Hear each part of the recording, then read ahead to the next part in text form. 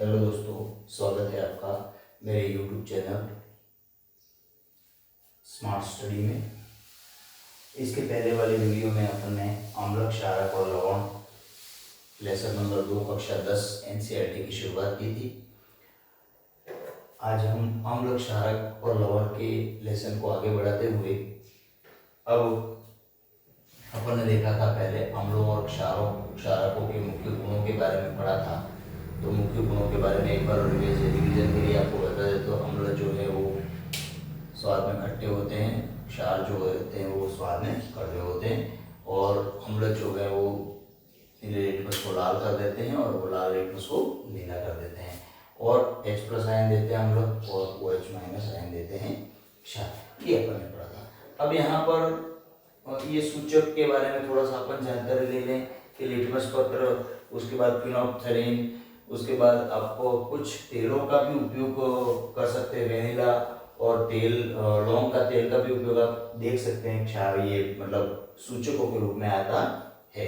अब अपने इस लेसन का अगला जो बिंदु है वो अम्ल और क्षार जो होते हैं, वो अम्ल और क्षार धातुओं के साथ कैसे क्रिया करते हैं। किसके साथ? धातुओं के साथ कैसे क्रिया करते हैं। धातुओं के साथ कैसे क्रिया करते हैं, धातुओं के साथ क्रिया क्या होती है धातुओं के साथ। अब धातुओं के बारे में अगर देखा जाए तो धातुओं में आप देख सकते हो सोडियम, ठीक है, पोटेशियम, ठीक है, ये सभी धातुओं के बारे में अपन को पढ़ना है। तो यहाँ पर एक बात आपको ध्यान रखनी है, अम्ल और क्षारक जो होते हैं वो धातुओं के साथ किस तरह से क्रिया करते हैं। तो आपने जैसे अपन ने पढ़ा था पहले कि जिंक प्लस H2SO4 पहले पार्ट में ही पढ़ा था अपन ने, तो ये बनता है ZnSO4 प्लस H2, यानी कि इसमें इस अभिक्रिया में जो सल्फ्यूरिक अम्ल है वो जिंक के साथ क्रिया कर रहा है और जिंक सल्फेट बनाता है और हाइड्रोजन गैस मुक्त होती है। तो यहाँ पर आपको ये ध्यान रखना है कि अम्ल जो होते हैं, अम्ल और क्षारक धातुओं के साथ क्रिया करके हाइड्रोजन गैस देते हैं। हाइड्रोजन गैस को हाइड्रोजन आयन के रूप में बाहर निकालते हैं। तो ये समीकरण आपको अच्छी तरह से याद रखनी है कि अम्ल और क्षार जो होते हैं वो धातु के साथ क्रिया करने पर, अम्ल धातु के साथ क्रिया करने पर लवण बनाते हैं और हाइड्रोजन, ये लवण है, ठीक है, ये अम्ल है और ये धातु के साथ क्रिया करके। तो यहां पर आप कह सकते हो कि अम्ल धातु के साथ क्रिया करके, इसके साथ क्रिया करके धातु के साथ क्या बनाते हैं, लवण और हाइड्रोजन गैस, लवण और हाइड्रोजन गैस का निर्माण होता है। तो यहां पर ये आपको मुख्य रूप से याद रखना है, अम्ल किसके साथ क्रिया करके, धातु के साथ क्रिया करके हाइड्रोजन गैस और लवण का निर्माण करते हैं। अब जैसे मैं एक एग्जांपल और लेता हूं यहाँ पे आपके लिए, ये तो हो गया अम्ल की बात। अब आपको देखो इसमें बहुत छोटे स्तर पे आपको दिया गया है कि अम्ल और क्षारक। इसके बाद जैसे मैं एक क्षारक लेता हूं NaOH, इसकी अगर जिंक के साथ क्रिया होती है तो ये Na2ZnO2, सोडियम जिंकेट कहते हैं इसको, सोडियम जिंकेट, और इसके साथ भी हाइड्रोजन गैस बाहर निकलेगी। तो ये जैसा कि आपने क्षारों से क्रिया करवाई है अपन ने, तो ये आपको ध्यान में रखना है। इसलिए इस परिस्थिति में भी हाइड्रोजन गैस का विकास होता है। अब यहाँ पर धातु कार्बोनेट और धातु हाइड्रोजन कार्बोनेट के साथ क्या क्रिया करती है, जैसे कि कार्बोनेट व हाइड्रोजन कार्बोनेट, हाइड्रोजन कार्बोनेट, इसके साथ अम्ल किस प्रकार क्रिया करते हैं। तो यहां पर दो एग्जांपल के रूप में आपको देखना है, ये Na2CO3 प्लस HCl, जैसे कि आपकी बुक में भी दिया हुआ है, प्लस HCl। तो यहाँ पर क्या क्या वस्तुएं बनती है देखिए, NaCl plus H2O plus CO। ये कार्बोनेट के, सोडियम कार्बोनेट के साथ HCl की क्रिया है। देखिए यहाँ पर NaCl बनेगा, जल बनेगा और कार्बन डाइऑक्साइड का निर्माण होता है। यहाँ पर इसको संतुलित करने के लिए आपको इस तरह से दो लगा देने हैं संतुलित। इसके बाद आप देखोगे सोडियम हाइड्रोजन कार्बोनेट या सोडियम बाइकार्बोनेट भी कहते हैं इसको, क्या कहते हैं, sodium bicarbonate plus HCl, same to same product बनेंगे, NaCl plus H2O plus CO2। तो ये हाइड्रोजन कार्बोनेट या इसको सोडियम बाइकार्बोनेट बोलते हैं, NaHCO3। ये आगे आपके लवण में भी आएगा, इसका क्या उपयोग है वो भी इंपॉर्टेंट है। तो ये दोनों चीजें आपको ध्यान रखनी है कि अम्ल जो होते हैं वो धातुओं के साथ क्रिया कैसे करते हैं वो देख लिया, अम्ल जो है वो कार्बोनेट और हाइड्रोजन कार्बोनेट के साथ क्रिया कैसे करते हैं। अब यहाँ पर आगे रिएक्शन जैसे आपके यहाँ पे दी हुई है, तो चूना, खड़िया, संगमरमर और कैल्शियम कार्बोनेट के विविध रूप हैं। चूना जो है, चूना पत्थर, खड़िया, संगमरमर आपने देखा होगा, कैल्शियम कार्बोनेट का ही रूप है। कैल्शियम कार्बोनेट जो होता है इसके अंदर आपको ध्यान रखना है। अब यहाँ पर ये तो आपको बेसिक बात ध्यान रखनी है कि सोडियम बाइकार्बोनेट, सोडियम कार्बोनेट और सोडियम बाइकार्बोनेट या हाइड्रोजन कार्बोनेट के साथ HCl की क्रिया या अम्लों की क्रिया किस तरह से होती है। तो थोड़ा सा इसको सिस्टमेटिकली ढंग से याद कर लेना है आपको।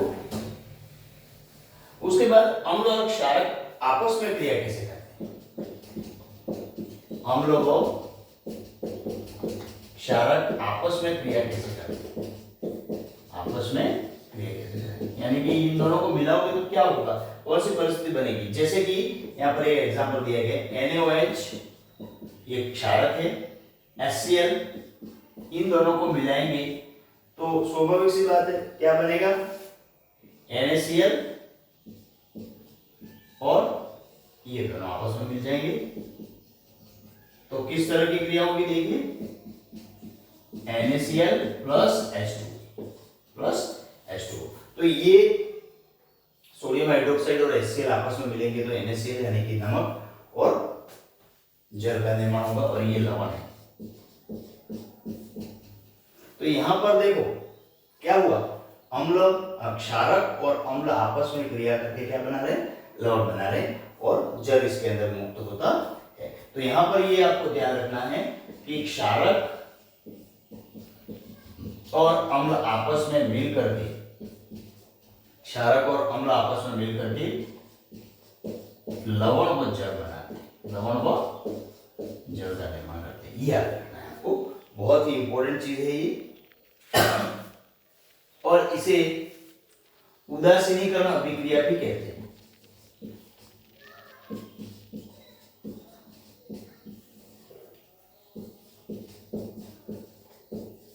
क्या कहा जाता है, उदासीनीकरण अभिक्रिया। ये भी इंपॉर्टेंट आपको ध्यान, उदासीनीकरण अभिक्रिया किसे कहते हैं समझाइए, एग्जाम में ऐसा पूछा गया। तो उदासीन करना, एक क्षार है एक लवण है, एक क्षार है एक अम्ल है, दोनों को मिलाया और मिलाने से लवण बना, वो उदासीन प्रक्रिया है। उसके बाद इसके बारे में और पीएच के बारे में पढ़ेंगे जो आपके आगे आएगा।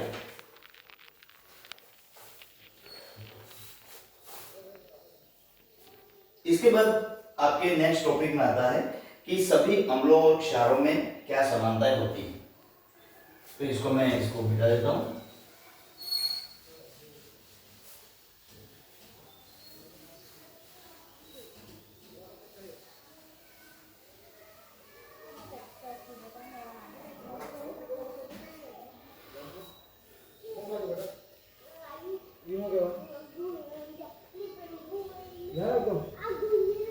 देखो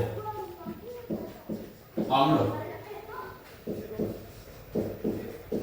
और क्षार, देखना अम्ल और क्षार। अम्ल जो होते हैं वो धनायन, ध्यान से देखना, धनायन H+ आयन देते हैं और क्षारक जो होते हैं वो OH- आयन देते हैं। कौन सा आयन देते हैं, OH- आयन।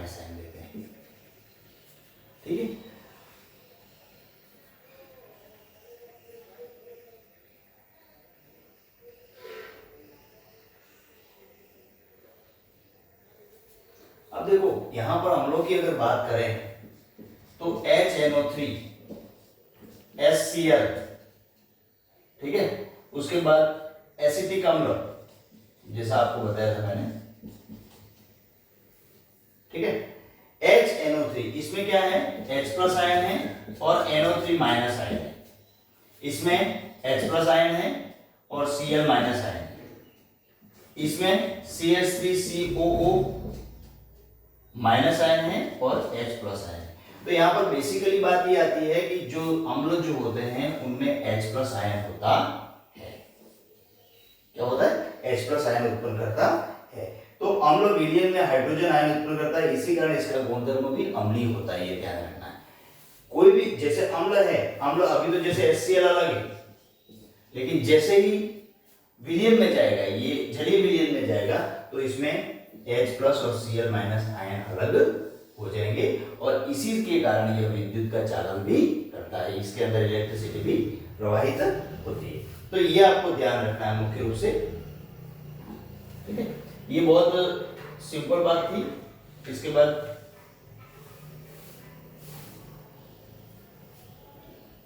तो इसके बाद आगे बढ़ते हैं अपन। ये ध्यान में रखना है आपके, बहुत इंपॉर्टेंट चीज है।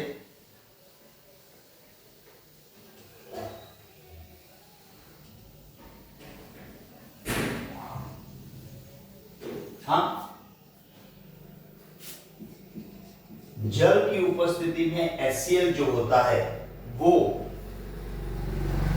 H प्लस आयन देता है। देखो किसकी उपस्थिति में, जब इसका विलयन बनेगा, जलीय विलयन बनेगा, तो ये H प्लस आयन देगा। अगर इसका विलयन नहीं बनेगा तो इसमें H प्लस आयन उत्पन्न नहीं होते, इसमें H प्लस आयन पृथक नहीं होते। अगर जलीय विलयन है तो H प्लस आयन पृथक होंगे जो कि विद्युत का चालन करते हैं। इसके बाद हाइड्रोजन आयन स्वतंत्र रूप से नहीं रह सकते हैं, लेकिन ये जल के अणुओं के साथ मिलकर के रह सकते हैं। हाइड्रोजन आयन जो है वो अलग तो नहीं रह सकते हैं, लेकिन अलग क्यों नहीं रहेंगे, या तो वो Cl से कॉम्बिनेशन करेंगे या जल के अणुओं के साथ मिल जाएंगे। तो यहाँ पर ये इस तरह से आप देख सकते हो कि H plus plus H2O equal to H3O plus H3O plus, यानी कि ये दो बातें आपको ध्यान रखनी है। हमने देखा कि अम्ल जल में या तो H3O प्लस आयन उत्पन्न करता है या H प्लस आयन उत्पन्न करता है, ठीक है। दोनों में से एक बात आपको ध्यान में रखनी है, HCl जो है वो अम्ल या HCl कोई भी अम्ल आ गया, H2SO4 आ गया, एसिटिक अम्ल आ गया, ये सभी अम्ल जो है वो जल में H प्लस आयन उत्पन्न करेंगे या फिर हाइड्रोनियम आयन कहते हैं इसको, H3O प्लस को हाइड्रोनियम आयन कहा जाता है।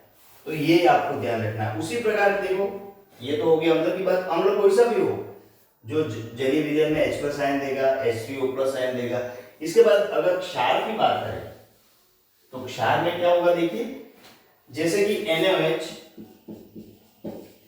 NaOH जो है वो जलीय विलयन में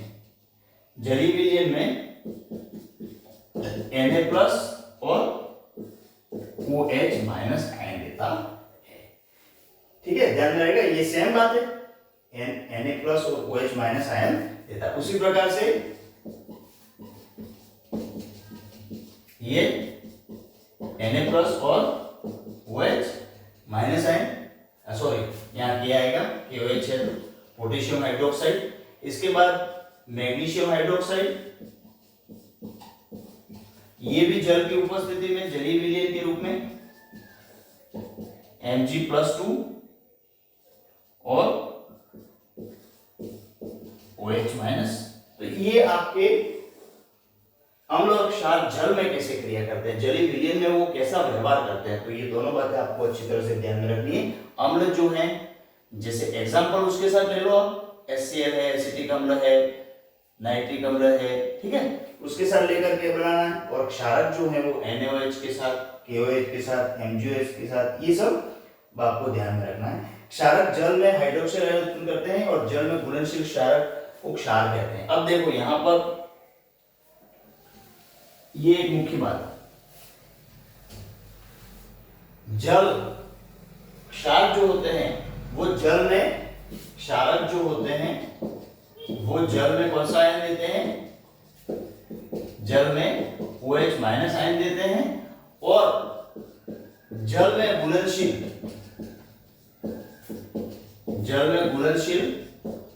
क्षारक या क्षारक जो होता है, क्षारक को क्षार कहते हैं।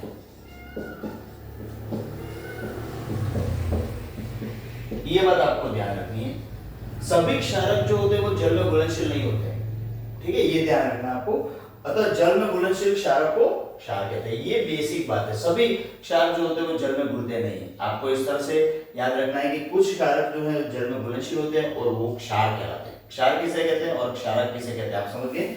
इसके बाद इसका स्पर्श भी नहीं करना चाहिए, ये इनका स्वाद कड़वा होता है, प्रकृति संक्षारक होती है, इन्हें छूना नहीं चाहिए क्योंकि ये हानिकारक होते हैं, इनको छूना नहीं चाहिए, बिना किसी की प्रिकॉशन के इसको हाथ नहीं लगाना चाहिए क्योंकि ये कड़वे होते हैं स्वाद में और ये जहरीले भी होते हैं, ठीक है। तो यहाँ पर आपको ध्यान रखना है, ये ध्यान रखना है। क्षारक किसे कहते हैं, तो क्षारक के तो गुण आपको तीनों बता दिए कि OH आयन देते हैं, ठीक है, और स्वाद में कड़वे होते हैं, और क्षारक जल में OH आयन देते हैं और जल में घुलनशील क्षारकों को क्या कहते हैं, क्षार कहते हैं, ये ध्यान रखना है, ठीक है। तो ये आपको बेसिकली बात ध्यान रखनी है। उसके बाद आगे बढ़िए। अब इस बात को आप पढ़ चुके हैं कि सभी अम्ल जलीय विलयन में H+ और सभी क्षारक OH- आयन देते हैं। अतः उदासीनीकरण अभिक्रिया पर पढ़े थे, अम्ल और क्षारक क्या देते हैं, लवण और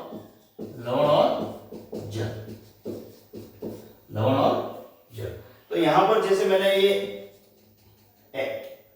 आयन इसको X कर दिया है, प्लस क्षारक में भी जैसे कि फॉर एग्जांपल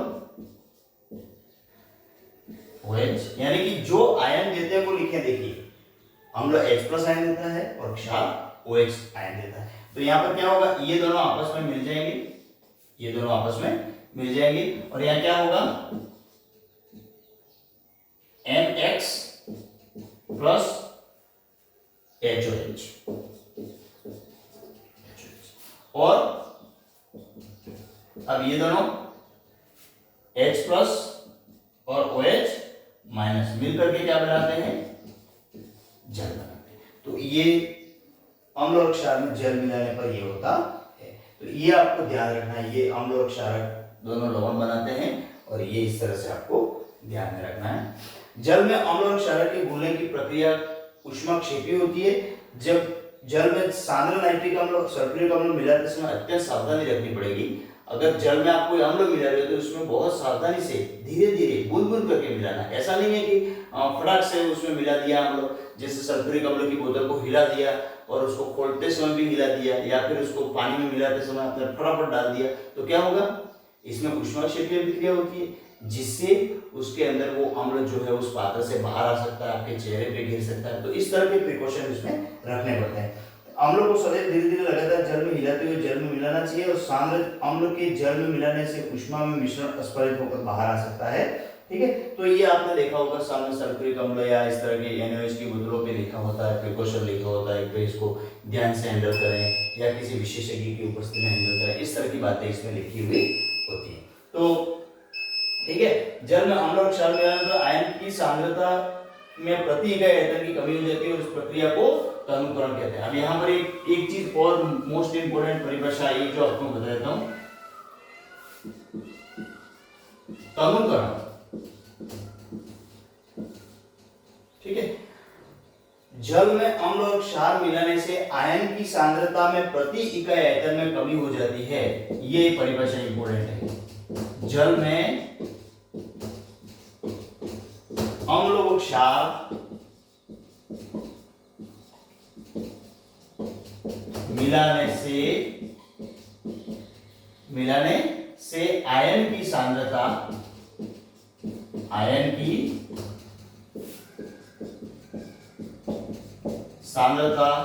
प्रति इकाई अम्ल की सांद्रता, आयन की सांद्रता प्रति इकाई आयतन में कम हो जाती है। जैसे H3O प्लस या H प्लस इकाई आयतन में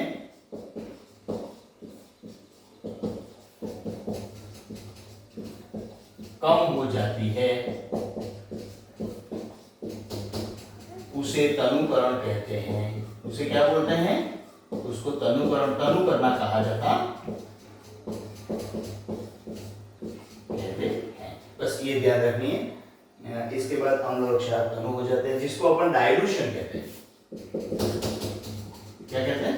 डाइल्यूशन, यानी कि तनु करना। सांद्र का मतलब थोड़ा घड़ा विलयन जिसमें प्रति इकाई आयतन ज्यादा है, और तनु का मतलब प्रति इकाई आयतन कम करता है। जितना आप पानी डालते जाओगे अम्ल और क्षार में वो तनु होता जाएगा, और प्रति इकाई जो H प्लस और ये जो आयन होते हैं उनकी मात्रा कम होती जाती है।